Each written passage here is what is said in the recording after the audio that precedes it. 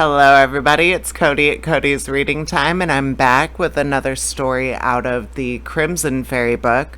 And this one's called How the Beggar Boy Turned into Count Piro. I hope you enjoy it, and if you do enjoy my stories, please subscribe and like the video.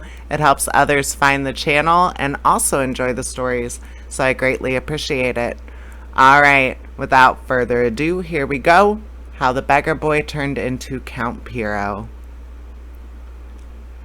Once upon a time there lived a man who had only one son, a lazy, stupid boy who would never do anything he was told.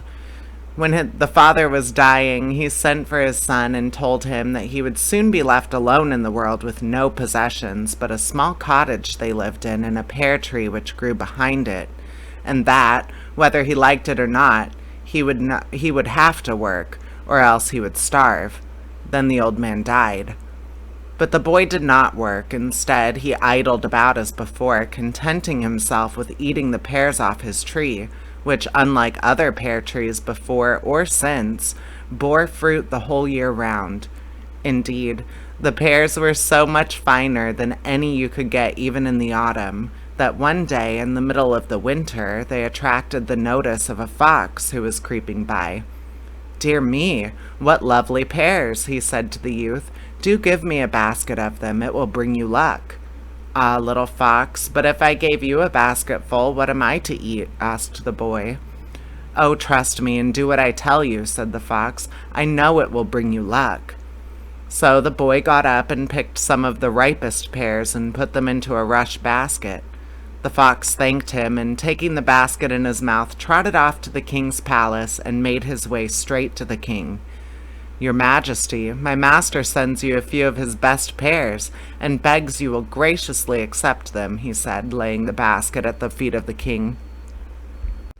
"Pears at this season?" cried the king, peering down to look at them. "And pray, who is your master?" "The Count Piro," answered the fox.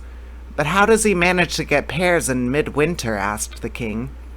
"Oh, he has everything he wants," replied the fox. "He is richer even than you are, your Majesty." "Then what can I send him in return for his pears?" said the king.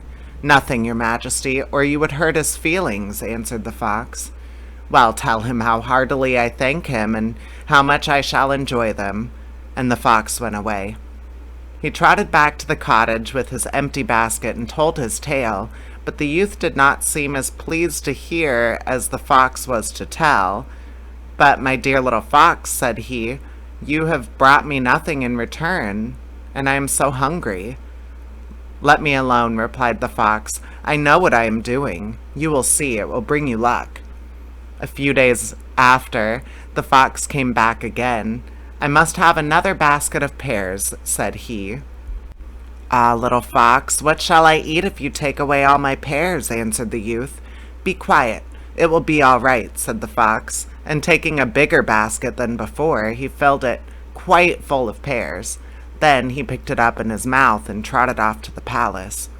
"Your Majesty, as you seemed to like the first basket of pears, I have brought you some more," he said, "with my master, the Count Piro's humble respects." "Now surely it is not possible to grow such pears with deep snow on the ground," cried the king. "Oh, that never affects them," answered the fox lightly. "He is rich enough to do anything.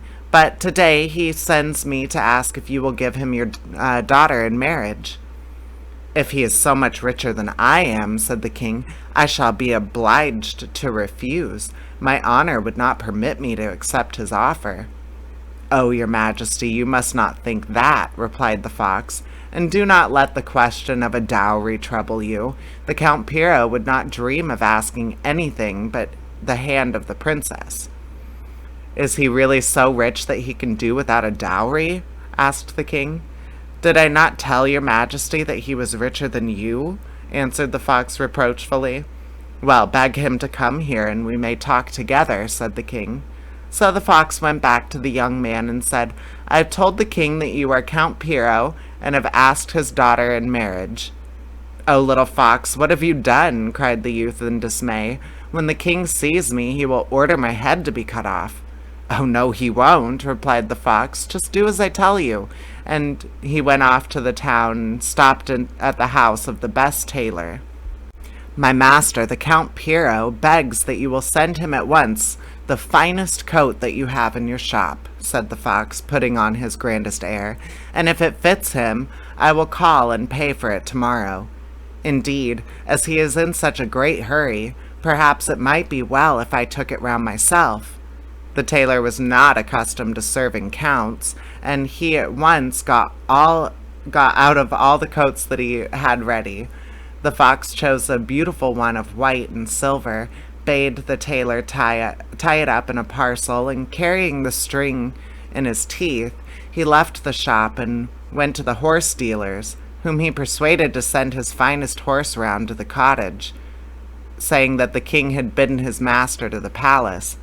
Very unwillingly, the young man put on the coat and mounted the horse, and rode up to meet the king, with the fox running before him. "What am I to say to his majesty, little fox?" he said anxiously. "You know that I had never spoken to a king before." "Say nothing," answered the fox, "but leave the talking to me.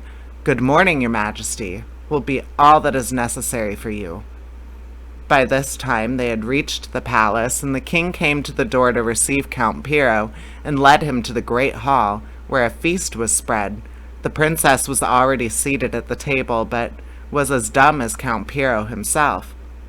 "The count speaks very little," the king said at last to the fox, and the fox answered, "He has so much to think about in the management of his property that he cannot afford to talk like ordinary people." The king was quite satisfied, and they finished dinner, after which Count Piro and the fox took leave. The next morning the fox came round again. "Give me another basket of pears," he said. "Very well, little fox, but remember it may cost me my life," answered the youth. "Oh, leave it to me, and do as I tell you, and you will see that in the end it will bring you luck," answered the fox, and plucking the pears he took them to the king. "My master, Count Piro, sends you these pears," he said, "and asks for an answer to his proposal." "Tell the count that the wedding can take place whenever he pleases," answered the king, and filled with pride, the fox trotted back to deliver his message. "But I can't bring the princess here, little fox," cried the young man in dismay. "You leave everything to me," answered the fox. "Have I not managed well so far?" And up at the palace, preparations were made for a grand wedding, and the youth was married to the princess. After a week of feasting, the fox said to the king, "My master wishes to take his young bride home to his own castle." "Very well, I will accompany them," replied the king, and he ordered his courtiers and attendants to get ready, and the best horses in his stable to be brought out for himself, Count Piro, and the princess. So they all set out and rode across the plain, the little fox running before them. He stopped at the sight of a great flock of sheep, which was feeding peacefully on the rich grass. "To whom do these sheep belong?" asked he of the shepherd. "To an ogre," replied the shepherd. "Hush," said the fox in a mysterious manner. "Do you see that crowd of armed men riding along? If you were to tell them that those sheep belonged to an ogre, they would kill them, and then the ogre would kill you. If they ask, just say that the sheep belong to Count Piro. It will be better for everybody." And the fox ran hastily on, as he did not wish to be seen talking to the shepherd. Very soon the king came up. "What beautiful sheep," he said, drawing his horse. I have none so fine in my pastures. Who are they?" "Count Piro's," answered the shepherd, who did not know the king. Well, he must be a very rich man, thought the king to himself, and rejoiced that he had such a wealthy son-in-law. Meanwhile, the fox had met with a huge herd of pigs, snuffling about the roots of some trees. "To whom do these pigs belong?" he asked of the swineherd. "To an ogre," replied he. "Hush," whispered the fox, though nobody could hear him. "Do you see that troop of armed men riding towards us? If you tell them that the pigs belong to the ogre, they will kill them, and then the ogre will kill you. If they ask, just say that the pigs belong to Count Piro. It will be better for everybody." And he ran hastily on. Soon after, the king rode up. "What fine pigs," he said, reining in his horse. "They are fatter than any I have got on my farms. Whose are they?" "Count Piro's," answered the swineherd, who did not know the king, and again the king felt he was lucky to have such a rich son-in-law. This time the fox ran faster than before, and in a flowery meadow he met a troop of horses feeding. "Whose horses are these?" he asked of the man who was watching them. "An ogre's," replied he. "Hush," whispered the fox. "Do you see that crowd of armed men coming toward us? If you tell them the horses belong to an ogre, they will drive them off, and then the ogre will kill you. If they ask, say that they are Count Piro's. It will be better for everybody." And he ran on again. In a few minutes the king rode up. "Oh, what lovely creatures! How I wish they were mine!" he exclaimed. "Whose are they?" "Count Piro's," answered the man, who did not know the king, and the king's heart leapt as he thought that if they belonged to his rich son-in-law they were as good as his. At last the fox came to the castle of the ogre himself. He ran up the steps, with tears falling from his eyes, and crying, "Oh, you poor, poor people, what a sad fate is yours!" "What has happened?" asked the ogre, trembling with fright. "Do you not see that troop of horsemen who are riding along the road? They are sent by the king to kill you." "Oh, dear little fox, help us, we implore you," cried the ogre and his wife. "Well, I will do what I can," answered the fox. "The best place is for you both to hide in the big oven. When the soldiers have gotten by, I will let you out." The ogre and ogress scrambled into the oven as quickly as thought, and the fox banged the door on them. Just as he did so, the king came up. "Do us the honor to dismount, your majesty," said the fox, bowing low.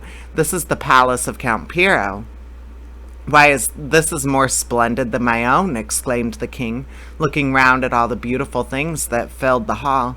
"But why are there no servants?"